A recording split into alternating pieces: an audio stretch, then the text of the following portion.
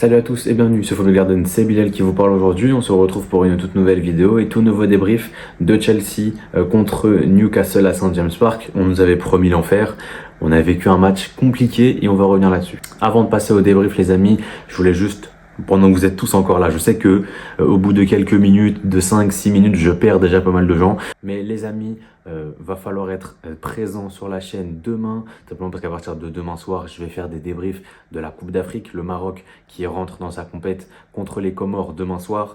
Et après ça, on essaiera de débriefer quelques matchs de la CAN que je regarderai. Et logiquement, je vais regarder à peu près tous les matchs, mais je vais pas faire des débriefs de tous les matchs. Je vais faire des débriefs des grosses sélections. Donc on aura au moins un débrief. Je vais essayer de faire au moins un débrief par sélection au niveau des phases de poule.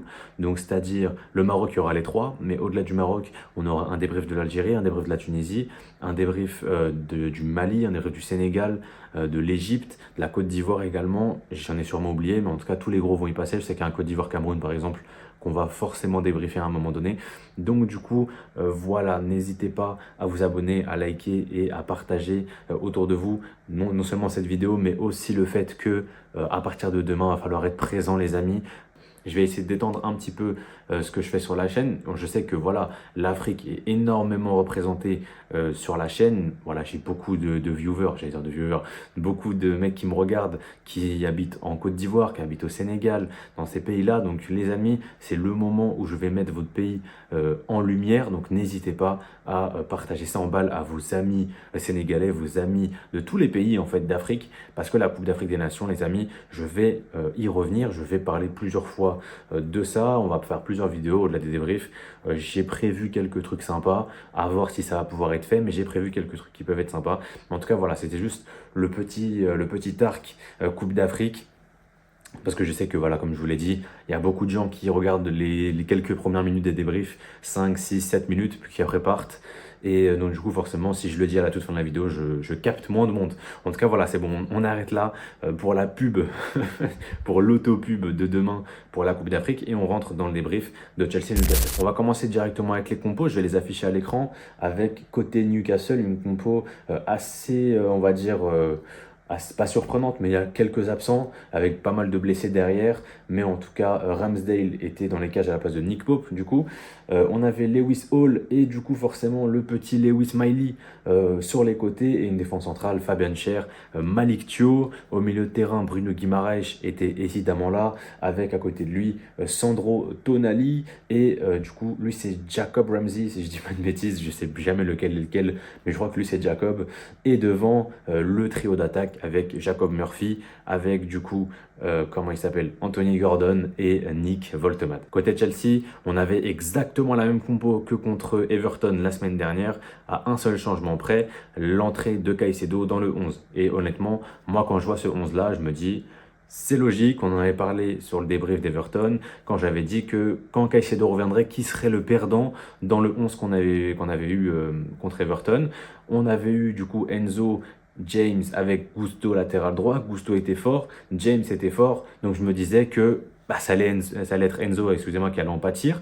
Et on a vu que c'était effectivement Enzo qui en a pâti, Enzo qui était sur le banc, sinon rien d'autre à signaler, c'était le 11 type, fallait pas faire tourner, et Maresca n'a pas fait tourner. Cependant les amis, on rentre dans le match et on rentre très très mal dans le match avec une première erreur de Wesley Fofana qui ne prend pas du coup l'information dans son dos, mais au-delà de ça, personne ne lui donne l'information que du coup Gordon revient parce qu'il récupère un beau ballon contre-favorable devant Gordon, il prend de l'avance sur Gordon et derrière il prend un peu trop de temps pour essayer de trouver la passe qu'il faut. Gordon revient, lui subtilise le ballon et derrière dans la suite de l'action ça fait centre de la gauche vers la droite, donc de Murphy je pense vers Gordon, Gordon qui frappe sublime arrêt de Robert Sanchez. Malheureusement le ballon qui va revenir sur Woltemade avec là aussi une boulette pour moi de Chalobah qui tombe, on ne sait pas pourquoi, je pense qu'il était sous l'effet du Super Saiyan, voilà, je pense que Woltemade était en Super Saiyan et je pense que Chalobah n'a pas réussi à tenir le rang et s'est juste écroulé parce que voilà, trop de puissance en fait, trop d'aura, trop de puissance en face, mais en tout cas Woltemade qui reçoit un ballon facile et ça fait 1-0 après à peu près 3-4 minutes de jeu. entrée de match catastrophique et ça m'a rappelé forcément Saint James Park la saison dernière avec une défaite, on se souvient, de buts à 1 et une ouverture du score de Tonali après seulement 2 minutes qui nous avait vraiment douché d'entrée de jeu.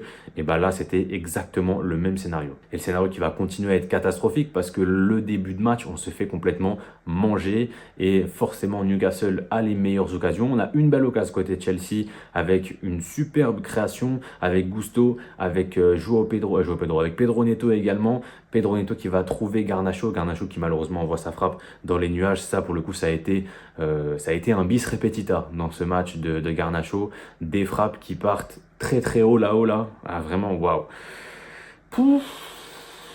Moi je dis juste un truc les gars. Me critiquez pas, je mets les menottes. Carrément je mets les menottes tout seul. Je mets les menottes tout seul. Hashtag Essie. Moudric c'était pas mieux. Moi les gars, moi je vous le dis, tant que j'ai pas vu Moudric, je penserai à ça. Est-ce que Moudric c'est pas mieux que Garnacho? Moi je pose la question. Moudric, juste avant sa suspension là, sur les derniers matchs avant sa suspension, c'était de mieux en mieux. C'était de mieux en mieux. Est-ce que Moudric c'est pas mieux que Garnacho? Je dis ça comme ça. On verra dans le futur. Je dis ça comme ça. En tout cas voilà, on a cette occasion. Mais Newcastle, qui a les meilleures occasions forcément, est à ce 2-0 qui vient de la gauche et un superbe centre pied droit de Anthony Gordon et Voltmans qui vient mettre un très beau doublé avec un but du bout du pied. Et honnêtement, ça fait très plaisir. Pour ceux qui ont suivi ma vidéo au tout début de saison, prédiction, j'en avais parlé, j'avais dit que Voltmans allait faire une saison à 15 goals et assists. Il en est déjà à 8, donc voilà, je pense qu'on est bien parti pour cette prédiction-là. Mais voilà, 7 buts, une passe D. Donc je suis très content, je suis très très content pour lui parce que c'est un joueur que je kiffe. C'est un joueur que je kiffe. L'année dernière à Stuttgart, j'avais regardé, surtout sur la fin de saison, pas mal de ses matchs. Évidemment, tu as l'Euro U21 où j'avais suivi un petit peu, j'avais pas regardé les matchs, mais j'avais suivi à peu près tous les résumés et où le mec t'enfilait des buts, mais des buts de fou. Donc forcément, quand il arrive en première ligue, moi je suis un mec un petit peu hypé et la hype pour moi est totalement maîtrisée et mesurée parce que le mec est déjà à 9 buts. Il va peut-être faire une saison à 15-16, toutes compétitions confondues à la fin de l'année. Et honnêtement, ce sera pas scandaleux. Donc franchement, moi je suis très content pour lui, même si évidemment tu as la déception du fait qu'il claque un doublé contre ton club. Mais au-delà de ça, je trouve que le joueur est très intéressant. Du coup, on arrive à la pause à 2-0. On n'a quasiment rien montré de la première mi-temps. On n'a même pas cadré une frappe. Mais les amis, le roi, j'ai le bon maillot. Le roi, les amis. Le roi, évidemment le capitaine, Reece James, qui vient nous délivrer d'entrée de jeu en deuxième mi-temps avec un coup franc direct. Pouf, un coup franc de malade. Un coup franc de malade mental, les amis. Côté Pope, j'allais dire côté Ramsdale en plus. Vraiment, là-bas, côté gauche, au premier poteau rentrant, sublime. Franchement, mais même, carrément, si c'était moi, Reece James. Il y a 2-0, pas 2-0, j'en ai rien à foutre. Au nom, je célèbre. Au nom, je célèbre. Donne-moi le but de fou qu'il met. Au nom, je célèbre à sa place. Mais le but de malade. Et du coup, forcément, ça fait 2-1. Et en marquant dès le début de cette deuxième mi-temps, t'as ce sentiment de on va peut-être faire un truc. Tu vois, on va peut-être faire un truc. Et surtout que ça s'inverse. Newcastle qui est de plus en plus dans le mal, beaucoup de difficultés à trouver les attaquants, à trouver même des liaisons entre les joueurs, beaucoup de pertes de balles. Et donc forcément, beaucoup de pertes de balles comme ça crée forcément un regain de confiance pour l'équipe adverse qui récupère de plus en plus de ballons, qui se projette de plus en plus. Et Chelsea qui se retrouve dans cette situation où tu dois aller chercher ce 2-2. Mais franchement, tu sais, au moment où James marque, sur les 3-4 minutes qui suivent, tu te rends compte que, là, on va marquer. Là, on va mettre le 2-2. On va mettre le 2-2. En fait, le match finira pas à 2-1. Soit on va pousser et il y aura 2-2. Soit on va pousser, ça va pas rentrer et ils vont mettre un but en compte, il y aura 3-1. Mais tu sais que ce match ne va pas finir en 2-1. Seulement à la 50e minute, tu le sais. Parce que, en fait, la façon dont Newcastle gère son avance de 1 but, elle est pour moi catastrophique. Et on a l'impression que les mecs avaient été en panique, en fait. Ils étaient en panique totale. Ils ne savaient pas quoi faire. Et forcément, ça aide Chelsea. Et pourtant, les amis, Chelsea marque le 2-2, peut-être sur l'action la plus nulle de tout le match. Sur l'action la plus bidon. À aucune création. Aucune création. Gros parpaing de Robert Sanchez sur la tête de João Pedro qui pour une fois dévie un bon ballon de la tête, mais en fait il se le dévie à lui-même parce que tout simplement il va éliminer Malick Thiaw sur ce contrôle de la tête, se retrouver en 1 contre 1 contre Ramsdale et terminer, heureusement, Dieu merci, Ça fait du coup but de 2, but de Joao Pedro, 5e but en première ligue pour lui cette saison. On est dans les clous par rapport à sa saison dernière, il avait mis 10 buts. Là, on est à 5 buts à la mi-saison, voilà, on est à peu près dans les clous. Donc voilà, passe décisive de Robert Sanchez, ça lui fait plus de passes D que Florian Wirtz. Voilà, c'est une information que je peux vous donner. Robert Sanchez, c'est plus de passes D que Florian Wirtz. Et Robert Sanchez, les amis, on va y revenir après, vous inquiétez pas. Mais Robert Sanchez, moi je le dis depuis des semaines, mais je sens là de plus en plus les gens, même je suis parti sur Instagram sous le compte Chelsea, enfin sous le tweet. Waouh, je suis fatigué. Sous le post de Chelsea, voilà. Sous le post de Chelsea, du coup, du 2-2, je crois, t'avais vraiment tout le monde qui parlait que de Sanchez. Et bah, en fait, ça me fait plaisir parce que je vois que petit à petit, il y a de plus en plus de gens qui remontent dans le train Robert Sanchez. Évidemment qu'on était tous descendus. Mais moi, depuis la fin de saison dernière, peut-être mars-avril de la saison dernière, plus la Coupe du Monde des clubs, plus ce début de saison, moi je le dis, Robert Sanchez, actuellement, c'est peut-être le meilleur gardien de Première Ligue. Ça se tape, en tout cas, ça c'est sûr et certain. C'est lui qui a le meilleur pourcentage d'arrêts en PL, c'est lui qui a le plus de ballons sortis, enfin d'arrêts tout court. Mais arrêt, forcément, t'as plus de, enfin, il y a plus de demandes, plus de sollicitations qu'un Raya par exemple. Et au-delà de ça, c'est aussi celui qui a le plus de clean sheets. Ça, on n'est pas encore sûr. Il a pour l'instant un clean sheet d'avance, mais Raya joue ce soir contre Everton, donc on va voir. Mais dans tous les cas, aujourd'hui, Sanchez est dans la discussion pour savoir est-ce que c'est le meilleur gardien de Première Ligue ou pas. À mes yeux, ça peut l'être. Je trouve qu'il y a encore grosse discussion. Moi, je trouve que c'est très équivalent avec Raya et Vicario un poil en dessous.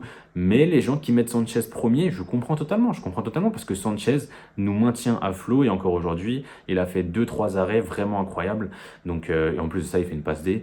Et voilà, le mec est de plus en plus en confiance et ça fait plaisir. Ça fait plaisir. Et bientôt, va falloir commencer à s'excuser, les gars. Va falloir faire des mea culpa bientôt, la famille. On va passer aux stats, les amis, avec forcément Chelsea qui avait la possession de balle, mais on voit une belle domination dans les XG de Newcastle, de 26 à 1,25, donc un XG de plus pour créé, excusez-moi, je suis fatigué aujourd'hui, créé par Newcastle, et 13 tirs à 11 pour Chelsea, 5 tirs cadrés à 4, 7 occasions de but pour Newcastle, c'est énorme. C'est énormissime, 7 occasions, 5 grosses occasions manquées, et c'est énorme. C'est énorme, et c'est vrai qu'on aurait pu prendre un sacré score aujourd'hui, parce qu'ils ont raté pas mal de trucs, notamment Harvey Barnes en fin de match, qui a une occasion. C'est dingue de rater ça. Vraiment, c'est dingue de rater ça, c'est grave. Mais en tout cas, voilà, au niveau des stats classiques, au niveau des duels, on peut voir que c'est quand même très serré. On a vu un match avec beaucoup de duels, 43-39.